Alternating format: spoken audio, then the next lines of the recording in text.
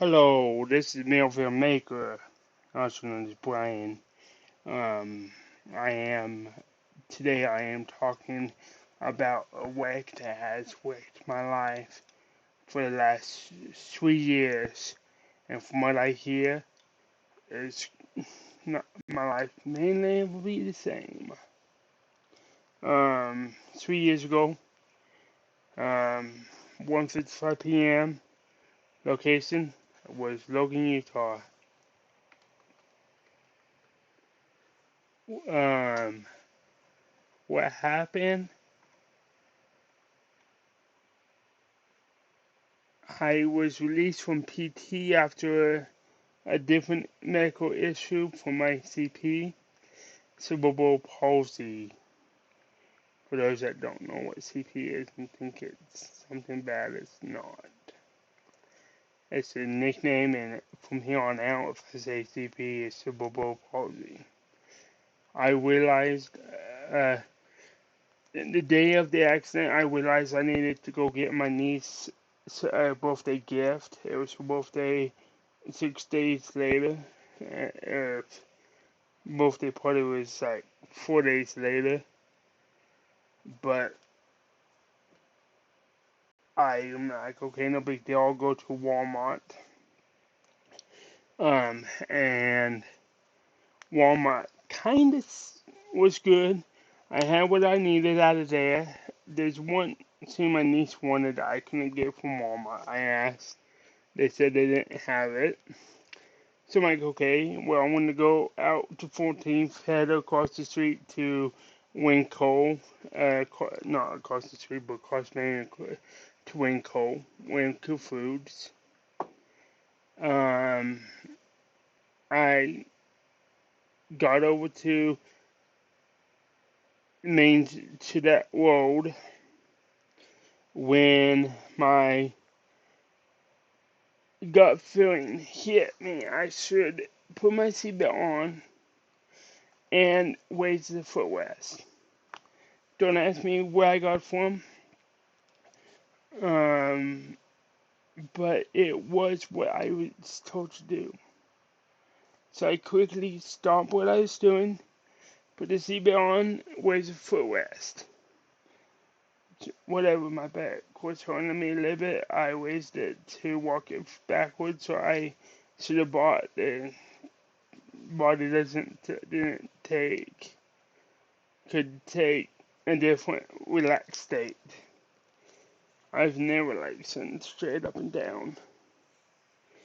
Um, I was heading westbound at right down 14th and Second West. I got I got close to the Omega Forest. I saw one vehicle, and as you guys are going to be seeing now, I saw one vehicle, but I didn't see. So I thought I was clear, and I proceeded to go. I am not going to play the video, and I'm going to dictate what is going on in the video. This is Wolf the White Wing porch right here. And there I am, going across. I proceeded to get hit, and I got torn into traffic, and she kept pushing me into traffic. I had to yell, "What the heck are you doing?" To which she had no basic idea what to do, what she was doing.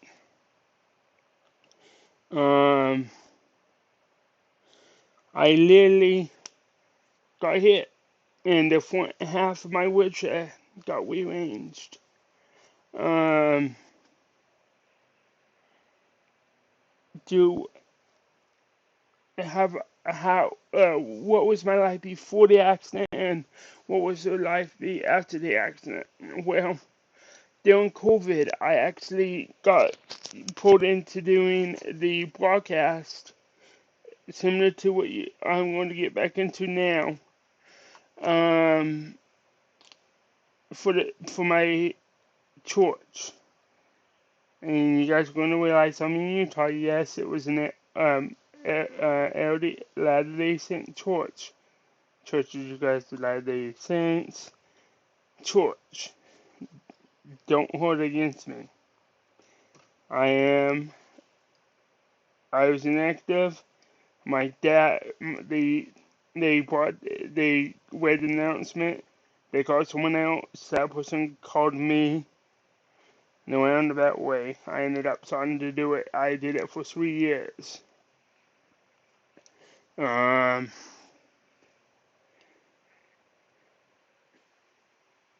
so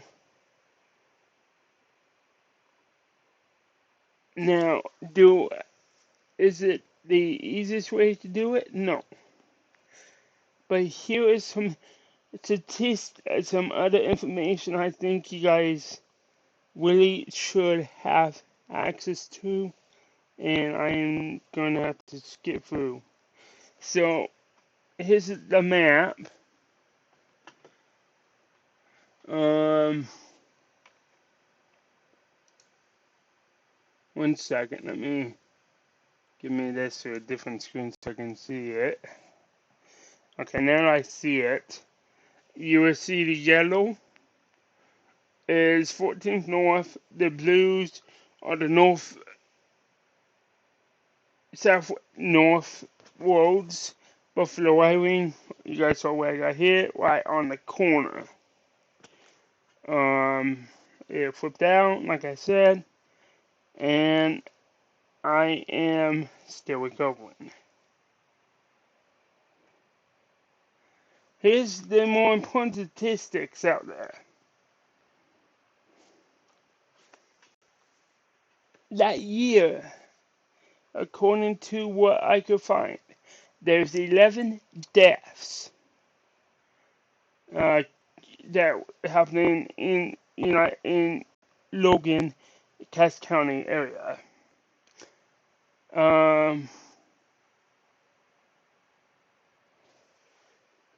Most of those were pedestrians. Unless I misread this, which is possible because I am currently still on for the concussion. Another concussion. Or PCS, whatever. I'm not quite sure what's what. They can't really tell you, hey, you go over this one, let's move on.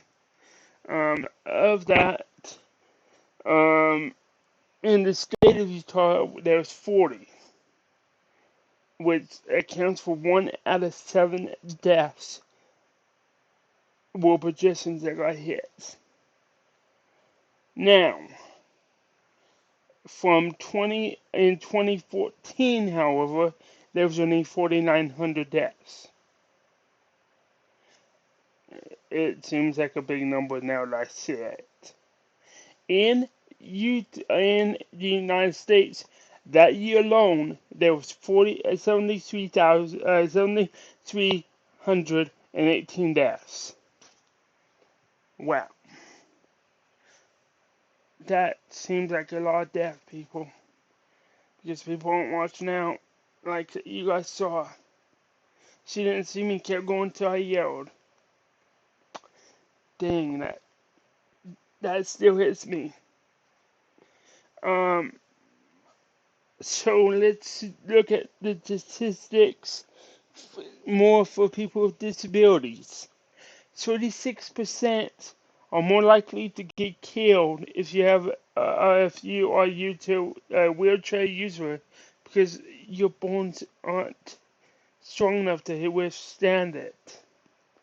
And I've started to notice that myself because I use a wheelchair now more than I used to.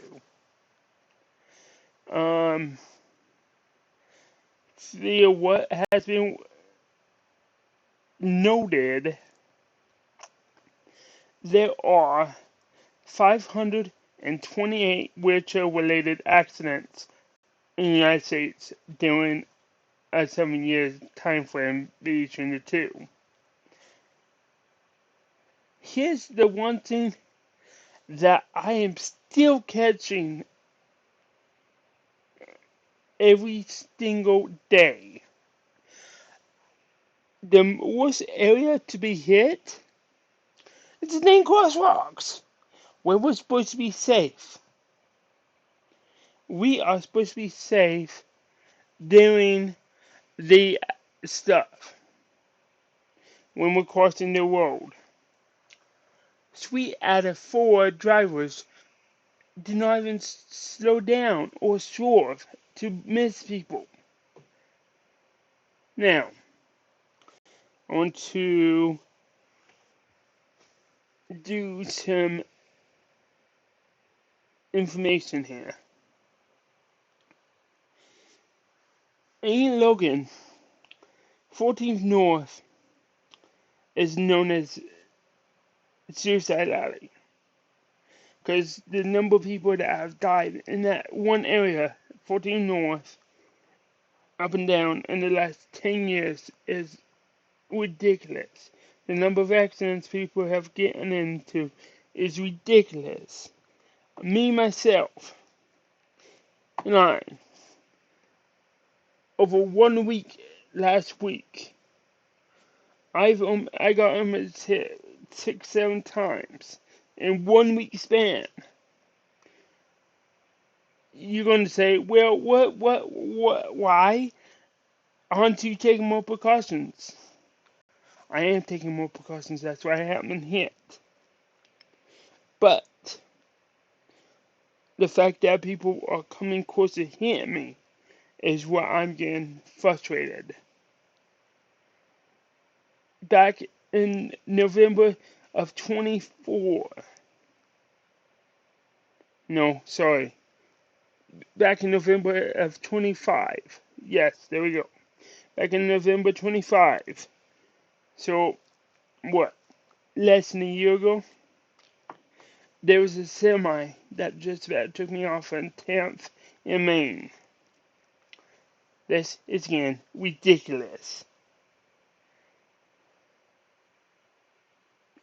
So what can the wheelchair users do? Ride the bus more? Takes our independence away, but hey, we're live. Or whisk it. Me personally, I use the thought process of no phone, no talking, no music. Why? I'm listening for that stupid engine to be revving up because the driver's not seeing me. There's a rule my dad got taught with his motorcycles. Acting like no one can see you, and like everyone is out to get you. And the second you think you're in a car, pull over and call for help. Because you're going to be dead before the end of the day. And I mean it. It is getting that bad. I have a small group of about 10 friends. Of that, 50% of us have gone here at least once. Now, to get back to the accident one, to help you guys out, to give you a figure. My knee is not the same. Yes, I'm in a gaming chair, but that's because my wheelchair is charging for tomorrow. And I do not want my gaming computer and my wheelchair using the same power. It would overload, potentially. Now, to give you guys a hint of how much the damage was with the vehicle to the wheelchair from the accident,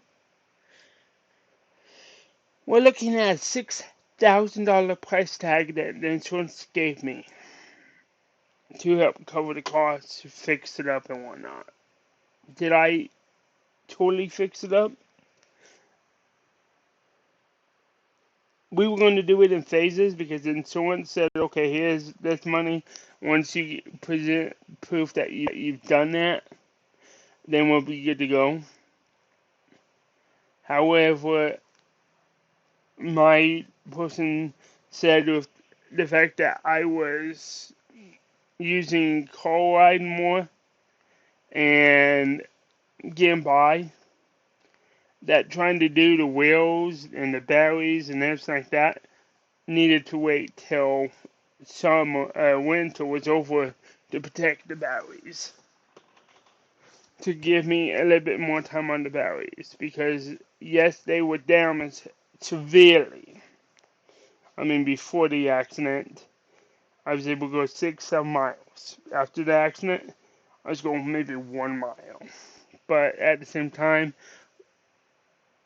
winter was coming, and Utah and batteries and the winter is not the best.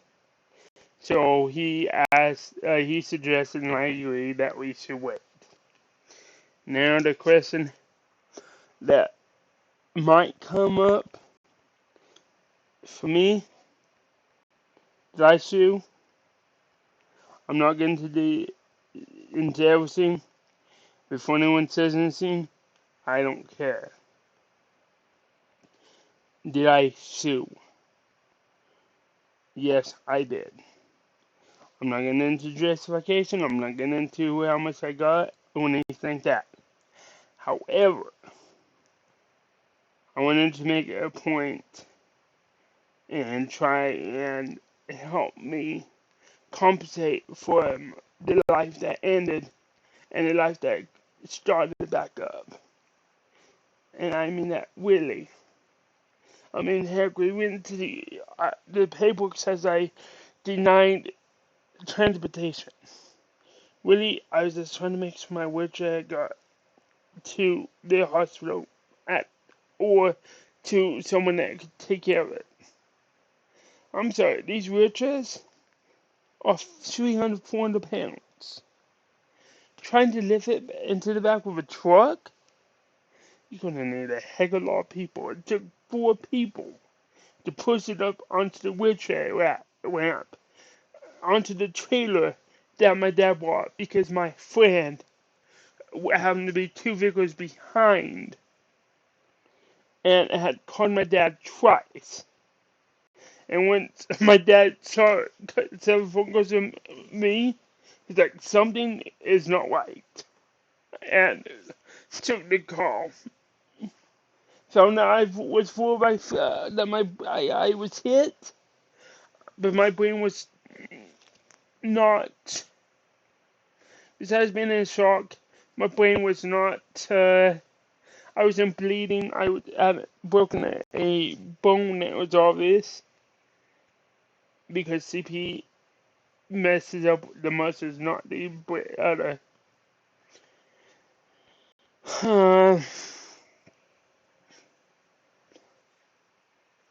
So, couple things to think about. I know most of this clip was all about wheelchairs. I've seen pedestrians, adults, kids, joggers. I mean, heck, the other day we saw a kid that was on a scooter that about biffed it and about got hit at the same time because he was trying to get off his scooter right when the vehicle didn't see him and was going to take him out. Talk about a nightmare. And I told you guys about November, the accident that almost happened in November. Yeah, it would have been witnessed by my doctor. He was 1 vehicle over from the semi that was going to take me out. So, a couple things to think about drivers.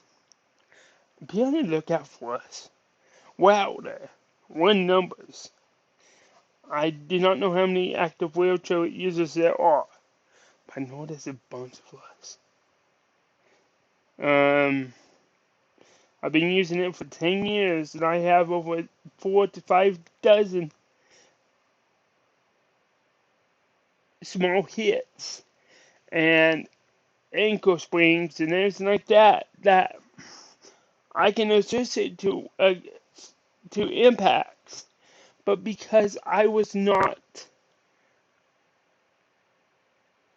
directly severely impacted like the one behind me, or should I say the one in the video, I chose not to pursue anything with them. Because most of the time it was, I would get hit, 2 months, a week later, I was feeling a little bit pain, but that was it. The one in the video, I mean, heck, it was direct impact to my knee. Because I actually had a gallon of milk that was right here. And it's been harming me off and on ever since. So my left hand to my gut area, which I don't know if that's related, but I don't know.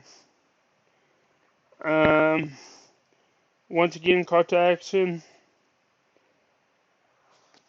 1 second. Call to action.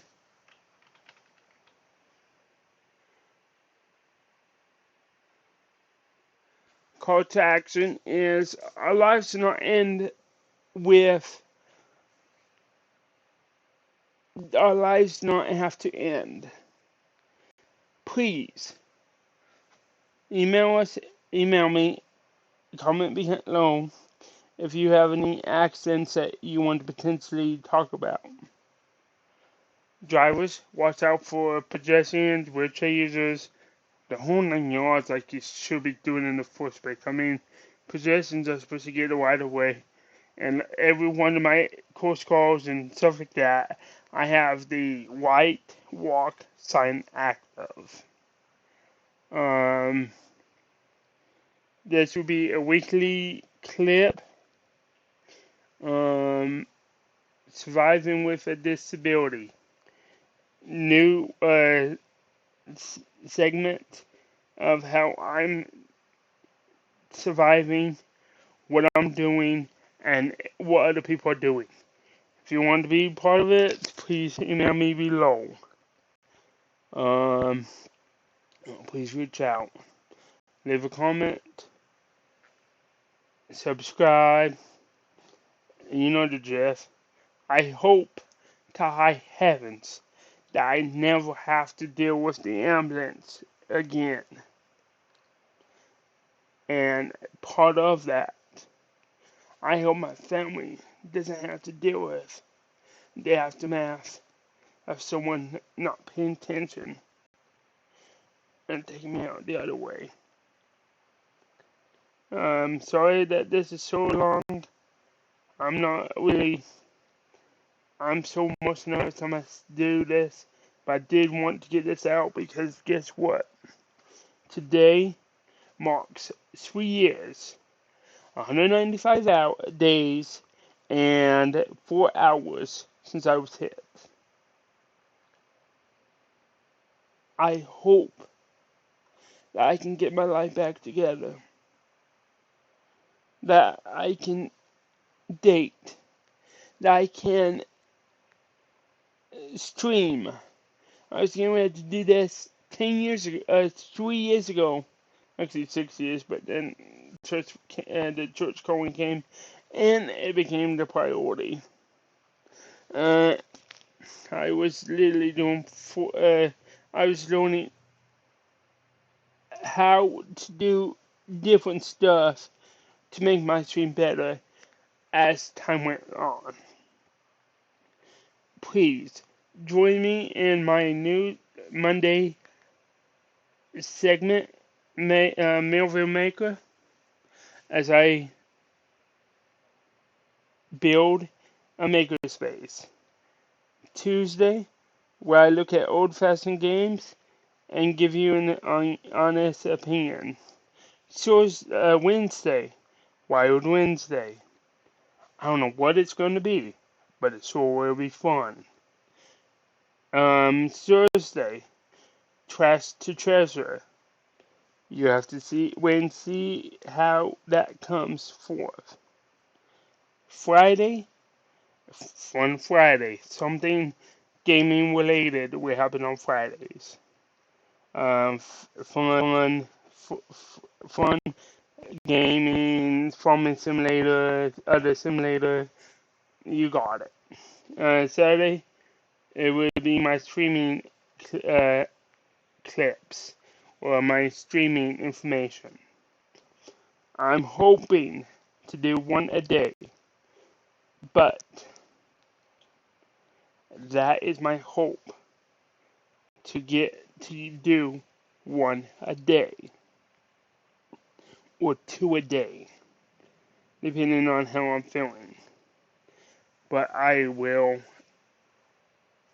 guarantee, because after a serious fall in 22, that I recovered a half hour before the accident. I mean, I had like speech, PT, OT, VT, the whole 9 yards. Every single one of them said, "Okay, you're good to go. You're done. You're gone." The scene that people don't. Less than a half hour later, I had gone to Lee's Marketplace across the street from the hospital, which now is one of the most dangerous spots to be in town. Um, that's a different story to come. And over to Walmart right before I got hit. Tuesday. This happened on Wednesday. That following Tuesday, I was told I had to start everything back up because my impact was that bad off. Please, I will try to redo this as a sort of clip. I'm going to upload this as my first clip. You know who I am. My name is Brian. I am the Melville Maker. With me, my AI assistant, Quad, I plan on building a usable makerspace. Thank you, and goodbye. See you next week here on Melville Maker.